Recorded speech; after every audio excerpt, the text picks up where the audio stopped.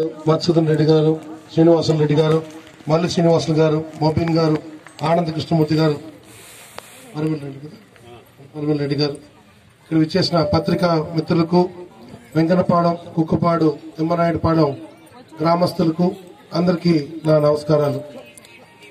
జగన్మోహన్ రెడ్డి గారు ఒక చరిత్ర సృష్టిస్తున్నాడు. ఈరోజు రాష్ట్రంలో ఏ ముఖ్యమంత్రి చేయని విధంగా పేదలందరికీ ఇల్లు అనే కార్యక్రమం పెట్టాడు.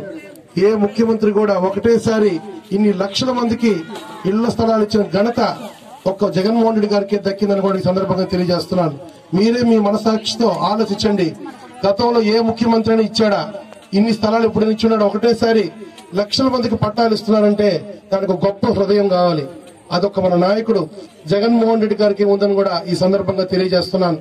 ఆయన కింద పనిచేయడం మా అదృష్టం అని మేము అనుకుంటున్నాం. మనకు మంచి ఎమ్మెల్యే గారు కూడా ఉన్నారు. ఏ సమస్య వచ్చినా కూడా ఆయన దృష్టికి తీసుకెళ్తున్నాం.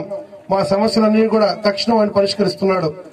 మీకు చెప్పేది ఒకటే, మీకు ఏ సమస్య ఉన్నా అధికారుల దృష్టి తీసుకువెళ్లి పనిచేయించడానికి మేమందరం కూడా సిద్ధంగా ఉన్నాం. కాబట్టి మీరు ఎప్పుడు దిగులు చెందొద్దు. ఇందాక మొబిన్ భాయ్ చెప్పినట్టు సంవత్సరం రోజుల్లో మీకు ఇల్లు కూడా కట్టించి జగన్మోహన్ రెడ్డి గారి ఆధ్వర్యంలో ఈ రాష్ట్రం సుభిక్షంగా ఉంటుంది.